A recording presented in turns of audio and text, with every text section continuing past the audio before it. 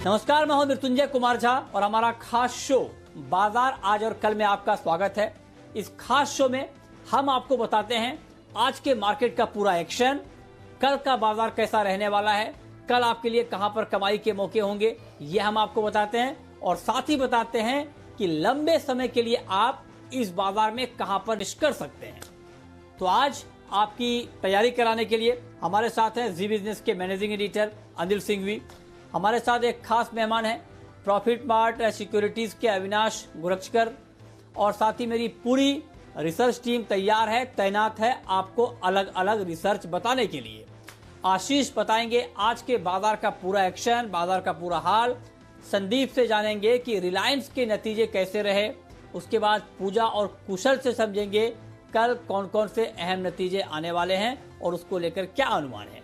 लेकिन सबसे पहले आपको बताते हैं आज के मार्केट का पूरा एक्शन। तो एक्सपायरी के दिन आज बाजार में कमजोरी हावी रही। निफ्टी करीब 1% की गिरावट के साथ 11,100 के करीब बंद हुआ। सेंसेक्स में भी आज 330 अंकों से ज्यादा की कमजोरी दिखी। बाजार पर आज बैंक फाइनेंशियल शेयरों ने दबाव बनाने का काम किया और बैंक निफ्टी करीब 2% गिरकर बंद हुआ।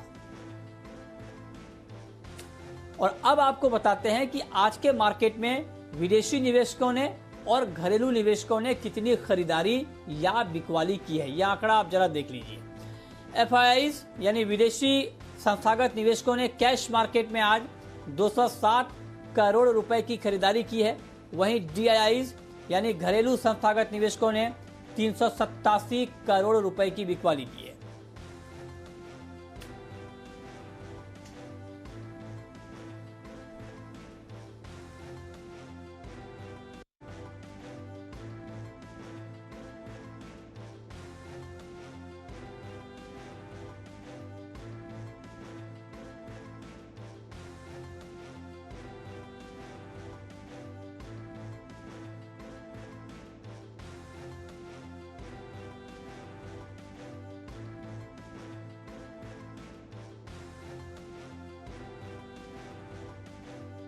आगे बढ़ेंगे, लेकिन इस वक्त की एक बड़ी खबर आ रही है और खबर यह है कि अमेरिकी शेयर बाजार में जबरदस्त गिरावट आ गई है। इस वक्त की ताजा और सबसे बड़ी खबर आप देख रहे हैं इक्विटी मार्केट पर, शेयर मार्केट पर डाउ जोन्स में 400 से ज्यादा अंकों की गिरावट इस वक्त दिख रही है। आखिर अचानक इतनी भारी गिरावट क्यों आई है, क्या वजह है और ये गिरावट और कितनी गहरा सकती है, ये डिटेल में समझाने के लिए जी बिजनेस के मैनेजिंग एडिटर अनिल सिंघवी हमारे साथ फोन पर जुड़ चुके हैं। सर, बहुत बहुत स्वागत है आपका। अचानक ऐसा क्या हो गया कि बाजार धड़ाम हो गए? देखिए, दो बातें आज अमेरिकी बाजार के लिहाज से। वैसे तो जो कमजोरी का माहौल उसका जब था, आज जब हमारे बाजार बंद हुए तभी डाउ के फ्यूचर्स जो है वो 200 पॉइंट करीबन नीचे ट्रेड कर रहे थे। लेकिन एक तो आज नैस्डैक में जितनी भी टेक हेवी कंपनियां हैं इनके नतीजे हैं, बड़ी कंपनियों के नतीजे, फांग वाली जो कंपनियां हैं उनके नतीजे, तो उस नतीजे के पहले थोड़ी नर्वसनेस है। और अभी भी जो एक स्टेटमेंट ट्रम्प साहब का आया है, मुझे लगता है उसने बाजार का मूड खराब किया, जिसमें ट्रम्प साहब कह रहे थे कि भाई ये नवंबर में चुनाव होने वाले हैं अमेरिका में राष्ट्रपति के, इन चुनाव को थोड़े वक्त के लिए टाल देना चाहिए क्योंकि कोरोना का संक्रमण है। इसमें दो चीजें बाजार पड़ रहा है। पहला तो ये कि क्या इसका मतलब क्या कोरोना नवंबर तक संभलेगा नहीं, क्या इतना टाइम लगेगा? क्योंकि अब एक और जो बातें हो रही भाई कि अगस्त सितंबर में तो आपके पास वैक्सीन हाथ में आ ही जाएगी और उसके बाद चीजें सामान्य होगी, तब फिर नवंबर के चुनाव टालने की बात क्यों कर रहे हैं? क्या और आप कारण भी कोरोना का दे रहे हैं, तो इसका मतलब ये हुआ कि आपको कोरोना ज्यादा लंबा चलता हुआ दिख रहा है, उसकी चिंताएं पहली चीज है। अगर ये नहीं है तो फिर क्या? फिर इसका मतलब ये कि क्या आपकी सिचुएशन थोड़ी सी चुनाव में ढीली पड़ती दिख रही है? जो बाइडेन क्या थोड़ा आपको मजबूत होते हुए दिख रहे हैं, आगे निकलते हुए दिख रहे हैं? अगर ऐसा है तो भी बाजार के लिए चिंता की बात है। तो ये दोनों ही कारण, जिस भी कारण से उन्होंने ये स्टेटमेंट दिया हो वो कारण उन्हें ही पता है। हालांकि उन्होंने कोरोना का कहा है, अगर कोरोना का माने तो भी अच्छी बात नहीं है, और अगर ये माने कि ट्रम्प साहब थोड़ा डरे हैं या पिछड़ने की संभावना है तो वो भी अच्छा नहीं, क्योंकि जो बाइडेन को आमतौर पर ट्रम्प साहब के मुकाबले में कम मार्केट फ्रेंडली माना जाता है। जो बाइडेन साहब उतने मार्केट फ्रेंडली नहीं जितना ट्रम्प साहब, शायद वो डाउ फ्यूचर सुबह शाम जितना ट्रम्प देखते हैं उतने वो नहीं देखते हैं। तो ये दो कारण है, उस वजह से अमेरिकी बाजारों में आज ये गिरावट होती हुई दिखी, करेक्शन होता हुआ दिखा है। थोड़ी देर पहले तक 500 पॉइंट नीचे ट्रेड कर रहे थे, अभी 400 450 पॉइंट नीचे है। तो मुझे लगता है कि थोड़ा ये भी कह सकते हैं कि इतनी अच्छी खासी तेजी हुई है, उस तेजी के बाद एक करेक्शन की जो जरूरत है, उसके लिए कोई न कोई एक नतीजे आपको न्यूज ट्रिगर चाहिए। वो ट्रिगर ट्रम्प साहब के इस स्टेटमेंट से आया है। इसके बाद अब आपको देखना ये है कि आज जो बड़े नतीजे अमेरिका में आते हैं, अगर ये नतीजे ठीक ठाक आए, अच्छा है, उम्मीद के मुताबिक आए, तब तो ठीक। लेकिन अगर नतीजों में जो झटके लग गए तो फिर आज मामला अमेरिका में सीरियस हो सकता है। तो रिजल्ट अब काम करेंगे। अभी तक ट्रम्प साहब के स्टेटमेंट ने काम किया है, अब आगे रिजल्ट काम करेंगे। सर, एक और महत्वपूर्ण सवाल आपसे मेरा होगा, क्योंकि आपने बहुत महत्वपूर्ण बात बताई कि जो अमेरिकी बाजार में गिरावट आई है उसके पीछे ट्रंप का ताजा बयान है जिसमें चुनाव टालने की बात हो रही है। तो कल सर भारतीय बाजार पर आज की इस गिरावट का क्या इंपैक्ट आप देख रहे हैं? देखिए मतलब ये है ना, वो अभी फाइनली रात को अमेरिका कैसे बंद होगा, कितना ऊपर कितना नीचे बंद होगा पता नहीं, सुबह फ्यूचर्स कैसे ट्रेड करेंगे पता नहीं, क्योंकि रिजल्ट पर रिएक्शन है। कुछ रिजल्ट मार्केट आवर्स में आएंगे, कुछ मार्केट आवर्स के बाद आएंगे। अभी की सिचुएशन फर्ज करें कि मान लीजिए अमेरिकी बाजार अभी बंद हो गए 7:30 बजे, ठीक है, और ये 450 पॉइंट नीचे बंद हुए हैं, तब तो कल हमें और थोड़ा गिरना पड़ेगा, क्योंकि हमारे पास बचने के लिए एक ही चीज है कि रिलायंस, और रिलायंस के रिजल्ट जो आए हैं अभी वो उम्मीद के मुताबिक है। तो ऐसे में स्टॉक की जो प्राइस है उसमें काफी हद तक रिजल्ट है ही। तो और विस्तार में देखेंगे तो अब आपके पास शॉर्ट कवरिंग का ट्रिगर निकल गया, एक्सपायरी होगी। तो अब कल तेजी करने के लिए कारण क्या है? एकदम आपको जो ट्रिगर चाहिए वो ट्रिगर हमारे लिए मिसिंग है। तो अगर 450 500 पॉइंट डाउन नीचे बंद होता है तो आप थोड़ा नीचे तो होंगे ही, लेकिन अब अल्टीमेटली देखना ये कि फाइनली बंद कहाँ होता है अमेरिका, डाउ फ्यूचर्स कैसे रहते हैं, कल क्या कुछ रिएक्शन में बाकी एशियाई बाजारों का आता है, रिलायंस के भी विस्तार में रिजल्ट देखेंगे। तो बहुत सारे मूविंग फैक्टर्स हैं बाजार के लिए कल फिर से, और नई सीरीज की शुरुआत है। तो नई सीरीज की शुरुआत में आपको लगातार 3 सीरीज 4 सीरीज आपने बहुत अच्छी देख ली, तो ऐसा तो है नहीं कि हर सीरीज में आप तेजी दिखाएंगे। तो एक बाजार करेक्शन के लिए थोड़ा तैयार हो रहे हैं, और वो बाजार की सेहत के लिए ठीक भी है। देखिए सिंपल एक चीज समझ लीजिए, 11,000 के नीचे बंद हो तो चिंता करनी है, और 11,300 के ऊपर वापस बंद हो तो फुल स्टेज वापस तेजी के मूड में आ जाना है। ये 300 पॉइंट पर नजर रखिए। जिस तरफ निर्णायक रूप से बाजार इस रेंज को तोड़ते हुए दिखे क्लोजिंग बेसिस पर, बस उस हिसाब से आपको अपना डिसीजन लेना है। तो ये आपके लिए ट्रिगर है, हमारे बाजारों के लिए। आपसे ओपनिंग इंपॉर्टेंट नहीं है मृत्युंजय, क्लोजिंग इंपॉर्टेंट है। और कल शुक्रवार हफ्ते का आखिरी दिन है, तो कल वीकली क्लोजिंग और ज्यादा इंपॉर्टेंट होगी। जी, बहुत शुक्रिया सर आपका इस खबर पर अपनी राय देने के लिए। तो ये बड़ी खबर अभी आप देख रहे थे जी बिजनेस पर, अमेरिकी बाजारों में भारी गिरावट, और इस बड़ी खबर पर बड़ा विश्लेषण आपने देखा कि आगे बाजार की चाल क्या हो सकती है। इस खबर पर हमारी नजर आगे भी बनी रहेगी, लेकिन आगे बढ़ते हैं और अब आपको बताते हैं कि आज के मार्केट में जो एक्शन हुआ पूरे दिन शेयर मार्केट में, उस एक्शन के पीछे कौन कौन से ऐसे सेक्टर रहे और उन सेक्टर्स में कौन कौन सी ऐसी खबरें रहीं जिनके दम पर उन सेक्टर्स में एक्शन दिखा। ये डिटेल समझाने के लिए हमारे सहयोगी आशीष चतुर्वेदी इस वक्त हमारे साथ मौजूद हैं। आशीष, बताइए। एक्सपायरी के दिन बाजार में तेज उतार चढ़ाव देखने को मिला। शुरुआत तो तेजी के साथ हुई, हालांकि बाजार ऊपरी स्तरों पर टिक नहीं पाया और 11,200 के नीचे फिसलती निफ्टी में हमने देखा कि तेज बिकवाली देखने को मिली और लगभग सभी स्टॉक्स अगर आप देखें तो वहां पर गिरावट का ही रुझान देखने को मिला। जल्दी से एक सेक्टर स्पेसिफिक एक्शन देख लेते हैं कि आज दिन के दौरान सेक्टर्स में कैसा मूव देखने को मिला। सबसे पहले आप देखिए कि सरकारी स्टॉक्स पर खास दबाव देखने को मिला। सेल, पावर ग्रिड, कोल इंडिया, नालको, इन सभी स्टॉक्स में गिरावट देखने को मिली। साथ ही अगर आप देखें तो ऑयल एंड गैस सेक्टर में, क्योंकि बीपीसीएल की जो विनिवेश की प्रक्रिया है वो सितंबर तक टल गई है, इसका एक असर देखने को मिला। Chennai petro, ONGC, BPCL, IOC में तेज गिरावट देखने को मिली। प्राइवेट बैंक्स में भी हमने देखा कि एक तेज गिरावट का रुझान देखने को मिला। इंडसइंड बैंक कल यहाँ पर तेजी देखने को मिली थी नतीजों के चलते, लेकिन आज देखिए यहाँ पर भारी भरकम गिरावट देखने को मिली। IDFC first bank, RBL bank, Axis bank, तमाम दिग्गज जो आप पीएसयू बैंकिंग देख लीजिए, प्राइवेट बैंकिंग स्टॉक्स देख लीजिए, वहां पर गिरावट देखने को मिली। सिर्फ एक फार्मा और आईटी सेक्टर, ये दो स्टॉक ऐसे रहे जहां पर आज थोड़ी बहुत खरीदारी का रुझान देखने को मिला। Eris life sciences, Divi's labs, Amrutanjan और डॉक्टर रेड्डीज लगातार दूसरे दिन यहाँ पर बढ़िया मूव देखने को मिला। आईटी स्टॉक्स में आप देखिए मैस्टेक अच्छे नतीजों के चलते यहाँ पर खरीदारी देखने को मिली। एनआईटी टेक, परसिस्टेंट सिस्टम और विप्रो में भी रिकॉर्ड तेजी देखने को मिली। कुल मिलाकर देखा जाएगा तो आज ज्यादातर सेक्टर्स में बिकवाली का ही रुझान हावी देखने को मिला। तो ये था अलग अलग सेक्टर का एक्शन। लेकिन अब रुक करते हैं अपने खास मेहमान का, और आज हमारे साथ हैं प्रॉफिट मार्ट सिक्योरिटीज के अविनाश गोरखकर साहब। अविनाश जी, बहुत बहुत स्वागत है आपका। मेरा पहला सवाल आपसे यही होगा कि आज के मार्केट को देखते हुए और जिस तरह से अभी अमेरिकी बाजार में कोहराम मचा हुआ है, इसको देखते हुए कल के बाजार में अगर कोई पोजिशनल ट्रेड लेनी हो तो कहां पर लेना चाहिए? Good evening Mrityunjay. Mrityunjay, markets में वोलेटिलिटी बहुत देखने को मिली है, लेकिन हमको लग रहा है कि ऐसे कई अच्छे स्टॉक्स हैं जो आपको एक अच्छा रिस्क रिवॉर्ड एक 8 से 10 दिन के लिए दे सकते हैं। और हमारा चॉइस फार्मा सेक्टर में लॉरस लैब्स रहेगा। इनफैक्ट लॉरस लैब्स ने बहुत ही बेहतरीन नंबर्स पहले तिमाही के लिए डिक्लेयर किए हैं।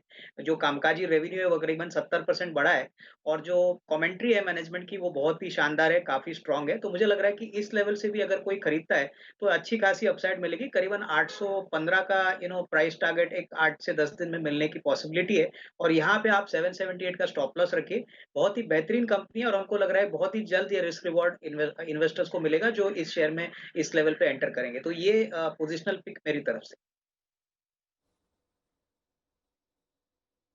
अच्छा, तो ये आपकी पोजिशनल पिक है और आप कह रहे हैं कि इस पर नज़र रखनी चाहिए, और इसमें अगर आप ट्रेड करते हैं तो ये आपके लिए एक फ़ायदे का सौदा हो सकता है। चलिए आगे बढ़ते हैं, और आरआईएल के जो नतीजे आए हैं वो नतीजे कैसे रहे हैं, क्या डिटेल हैं, ये बताने के लिए हमारे सहयोगी संदीप ग्रोवर हमारे साथ जुड़े हैं। संदीप, बताइए। देखिए नंबर्स मृत्युंजय अगर आप देखेंगे तो मोटा मोटी आपको इनलाइन विद एक्सपेक्टेशन नजर आएंगे। जो आय का नंबर है हालांकि हमारे अनुमान से काफी नीचे आता हुआ दिखा है। 1,05,000 करोड़ का अनुमान था, 88,000 करोड़ रुपए के आसपास के नंबर आए हैं। कामकाजी फ्रंट पे 16,800 करोड़ रुपए के आसपास नंबर रहने थे, हूबहू वैसे ही नंबर देखने को मिला है। क्योंकि आय कम रही है तो उस वजह से मार्जिन आपको थोड़ा बढ़कर नजर आएंगे। और मुनाफे के फ्रंट पे अगर आप देखें तो नंबर आपको जरूर 13,233 करोड़ का नजर आएगा। हम 7,500 करोड़ रुपए के आसपास के नंबर एक्सपेक्ट कर रहे थे, लेकिन इसमें अगर आप देखें तो करीब 5,000 करोड़ रुपए के आसपास का आपको एक एक्सेप्शनल गेन नजर आएगा, जहां पिछली बार एक 4,267 करोड़ रुपए का एक एक्सेप्शनल लॉस था। तो उसको आप एडजस्ट कर लें तो करीब 8,25,000 करोड़ रुपए के आसपास का जो मुनाफा है वो कंपनी ने रिपोर्ट किया है। उसमें भी अगर आप देखें तो अन्य आय का आंकड़ा अगर आप देखेंगे तो 500 करोड़ रुपए के आसपास का नंबर वो बढ़कर आया है। उसको एडजस्ट कर ले तो 7,750 जो नंबर हम कह रहे थे हूबहू नंबर आप देखिए उसी के आसपास ही आता हुआ दिखा है। केवल जो अच्छी बात है नंबर्स में वो है जियो के फ्रंट पे जो नंबर्स हम एक्सपेक्ट कर रहे थे, चाहे आय फ्रंट पे देखें, कामकाजी फ्रंट पे देखें, मुनाफा हल्का सा नीचे आया, लेकिन आरपू जो एवरेज रेवेन्यू पर यूजर है हम अनुमान कर रहे थे 134 से 136 रुपए के आसपास आएगा। 140 के पार के जो नंबर्स है वो जियो ने रिपोर्ट किए हैं। तो उस लिहाज से देखा जाए जियो के नंबर्स में जरूर आपको थोड़ी सी पॉजिटिविटी नजर आएगी, चाहे आप आरपू की बात करें या सेल्स की बात करें या मार्जिन की बात करें। लेकिन ओवरऑल अगर आप रिलायंस के नंबर्स देखेंगे हूबहू इनलाइन विद एक्सपेक्टेशन है। $6.3 का जीआरएम है जो कि हमारे जो रेंज थी उसके लोअर एंड पे देखने को मिला है। तो कोई खास नंबर्स में पॉजिटिविटी या बड़ी नेगेटिविटी नहीं है, इनलाइन विद एक्सपेक्टेशन है।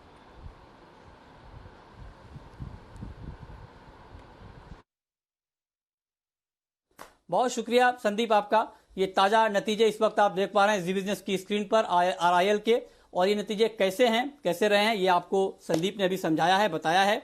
संदीप, कुछ और बताना चाहेंगे इसमें आपको जो लगता हो कि इंपॉर्टेंट है?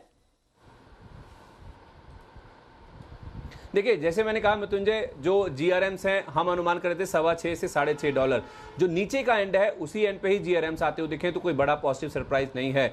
मुनाफे का नंबर आपको ऊपर जरूर नजर आ रहा है। फिर से मैं कह रहा हूं डिटेल्स में देखिए, जो अन्य आय 3,881 करोड़ थी वो बढ़कर 4,388 करोड़ हुई है। तो 500 करोड़ अन्य आय का भी ये इंपैक्ट है नंबर्स में साफ तौर पे देखने को मिल रहा है। तो हूबहू नंबर जो 77.5 करोड़ का हम मान के चल रहे थे कि मुनाफा गिरेगा 27% के आसपास, उतना ही गिरकर एडजस्टेड बेसिस पे आपको नजर आएगा। तो नंबर्स में जो बहुत बड़ा नंबर आपको 13,000 करोड़ के ऊपर का नंबर दिख रहा है मुनाफे का, उससे कोई ज्यादा ऐसे सरप्राइज करने की जरूरत नहीं है। एडजस्ट करके देखें नंबर्स को, ध्यान से अंदर में जाके गौर से देखें तो नंबर्स में कुछ भी ऐसा खास बड़ा पॉजिटिव नहीं है। एक एक्सेप्शनल गेन है वो क्रूड की वजह से है, और दूसरा अन्य आय का सपोर्ट है जिस वजह से आपको नंबर इतने बड़े नजर आ रहे हैं। ओवरऑल देखें नतीजे हमारे अनुमान के मुताबिक ही हैं।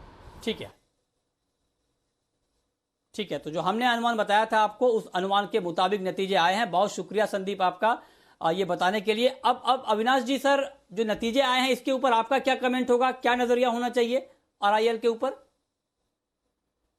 नहीं, मुझे लग रहा है कि जैसे संदीप ने कहा कि एक्सेप्शनल गेन्स अगर हटाते हैं तो प्रॉफिट का जो अनुमान है वो मेरे ख्याल से मार्केट के एक्सपेक्टेशन से है। कोई बड़ा पॉजिटिव सरप्राइज आया नहीं है क्योंकि मार्केट्स ऐसे अदर इनकम या एक्सेप्शनल गेन्स को ज़्यादा इम्पोर्टेंस नहीं देगी। मोस्ट इम्पोर्टेंटली जियो के बिज़नेस पे एक अच्छी बात है कि आरपूस करीबन ₹140 के हो गए हैं, तो वो एक अच्छी बात रहेगी क्योंकि जियो का बिज़नेस अभी ओवरऑल जो सेल्स मिक्स है वहाँ पे बढ़ रहा है। बट ओवरऑल अगर प्राइस राइज की बात करें, जिस प्रकार से शेयर की बढ़त हुई है मार्च एंड से, हमको लग रहा है कि स्टॉक में कोई बड़ी उछाल आपको कल देखने को ना मिलेगी। स्टॉक जरूर थोड़ा सा बढ़ेगा लेकिन बाद में कंसोलिडेट होगा और शायद थोड़ी सी मुनाफा वसूली भी आएगी। तो जिनके पास है वो होल्ड करे मृत्युंजय, बट फ्रेश खरीदारी इस लेवल से मुझे नहीं लग रहा है कि कोई बड़ी रिस्क रिवॉर्ड इन्वेस्टर्स को एटलीस्ट शॉर्ट टर्म में देगा। तो ओवरऑल नतीजे अच्छे हैं but short to medium term में स्टॉक कंसोलिडेट करेगा। जी, ठीक है। ओके, आगे बढ़ते हैं। अब बात करते हैं कल आने वाले कुछ अहम नतीजों की, और कल एसबीआई के नतीजे आने वाले हैं। एसबीआई के नतीजों को लेकर क्या अनुमान है, ये बताने के लिए पूजा हमारे साथ जुड़ी हैं। पूजा, बताइए। अच्छे नंबर्स देखने को मिल सकते हैं एसबीआई के। अगर ब्याज से आय की बात करें तो वहां पर 6% की ग्रोथ देखने का अनुमान है। प्रोविजनिंग इस बार बैंक को इतनी ज्यादा नहीं करनी पड़ेगी क्योंकि पिछले क्वार्टर ही काफी अतिरिक्त बफर रख दिया था उन्होंने प्रोविजनिंग के फ्रंट पर, तो इस बार शायद इतनी ना करनी पड़े। और मुनाफे में बढ़त देखने का अनुमान है। हम बाकी बैंकों के केस में देख रहे हैं अधिक प्रोविजनिंग के कारण मुनाफे पर असर पड़ रहा है, लेकिन एसबीआई के केस में ऐसा कुछ नहीं होगा क्योंकि अन्य आय से भी काफी अच्छा सपोर्ट मिलता हुआ दिखाई देगा और इनका कोर प्रदर्शन भी काफी अच्छा रहेगा। इसके अलावा एसेट क्वालिटी भी स्थिर रहने का अनुमान है। 6.2% से घटकर इस बार एनपीए के फिगर्स 6% के आसपास देखने को मिल सकते हैं। तो एसबीआई क्वार्टर 4 में ही वो काफी कुछ स्ट्रेस्ड जितने भी थे वो अपने बुक्स पर ले चुकी थी, उसके सामने प्रोविजनिंग भी कर चुकी थी और आने वाले समय के लिए डिसबर्समेंट के फ्रंट पर, क्रेडिट ग्रोथ के फ्रंट पर एक काफी अच्छी स्ट्रैटेजी बना चुकी थी। तो इनके कोर प्रदर्शन पे कोई दिक्कत नहीं रहेगी। एसेट क्वालिटी में भी इतना दबाव नहीं दिखेगा। रिटेल पोर्टफोलियो में जो फोकस कर रही है और अच्छे लोन पोर्टफोलियो में जो फोकस कर रही है उसका फायदा एसबीआई को इस बार के नतीजों में दिखेगा। मोरेटोरियम और रिकवरी को लेकर क्या बयान आते हैं इस पर नजर रहेगी। तो अच्छे नंबर्स की उम्मीद हम कर रहे हैं एसबीआई से।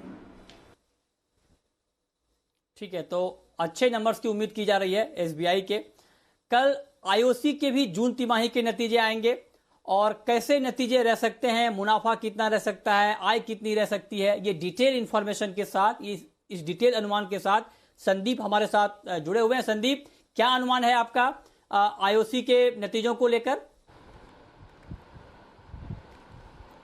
देखिए, आईओसी के नंबर्स की जहां तक बात है तो नंबर इस बार बहुत स्ट्रांग आएंगे। इनफैक्ट एक टर्नराउंड वाला क्वार्टर है। टर्नराउंड मतलब कि ये कंपनी घाटे से मुनाफे में आती हुई दिखेगी। अगर आप तिमाही दर तिमाही नंबर्स को कंपेयर करेंगे, इनकी जो सेल्स है वो आपको जरूर 39% के आसपास घटती हुई दिखेगी क्योंकि लॉकडाउन का क्वार्टर था तो सेल्स हुई नहीं है, ज़्यादा मांग कम थी, तो उसका इंपैक्ट कहीं ना कहीं देखने को मिलेगा। लेकिन ओवरऑल देखिए, ये क्वार्टर वो है जिसमें $20 के आसपास का लाइक टू लाइक जंप हमने क्रूड के प्राइसेस में देखा है। तो बड़े इन्वेंट्री गेन्स $4 से $5 के आसपास रहने का अनुमान है, जिस वजह से जो $10 के नेगेटिव जीआरएम्स थे वो बढ़कर इस बार $2 से $3 पॉजिटिव देखने को मिल सकते हैं, जिस वजह से मार्जिन पॉजिटिव आ जाएंगे और जो करीब 5,200 करोड़ रुपए के आसपास का घाटा हुआ था उसके मुकाबले 4,300 करोड़ रुपए से ज्यादा का मुनाफा इस बार नंबर्स में देखने को मिल सकता है। तो पूरा दारोमदार क्रूड के प्राइसेस पे है। जो बड़ा एक इन्वेंट्री घाटा हुआ था वो अब 4,500 करोड़ रुपए के आसपास के मुनाफे में बदलता हुआ दिखेगा, जिस वजह से ओवरऑल जो नंबर्स हैं काफी स्ट्रांग देखने को मिल सकते हैं। मार्केटिंग मार्जिन तो मजबूत है ही है, $3.5 से $4 रुपए प्रति लीटर के आसपास, और उसमें भी साथ साथ इस बार कोई रुपया क्योंकि फ्लैट रहा है तो फॉरेक्स घाटा होने की कोई आशंका नहीं है। तो नेट नेट देखा जाए एक टर्न राउंड घाटे से मुनाफे वाला क्वार्टर, बहुत ही मजबूत क्वार्टर आईओसी के लिए रह सकता है। बहुत शुक्रिया संदीप आपका ये अनुमान बताने के लिए। और अब रुक करते हैं हमारी खास पेशकश का, शर्मा जी के ऑप्शन का।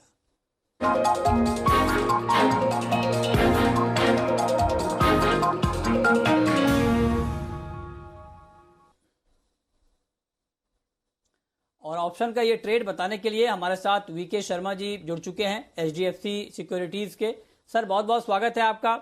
बताइए सर, कल का बाजार ऑप्शन ट्रेड के लिहाज से कैसा रहेगा और ऑप्शन में आप कहां पर ट्रेड करने की सलाह देंगे? जी मृत्युंजय, नमस्ते। आपके सभी उत्साही दर्शकों को मेरा नमस्कार।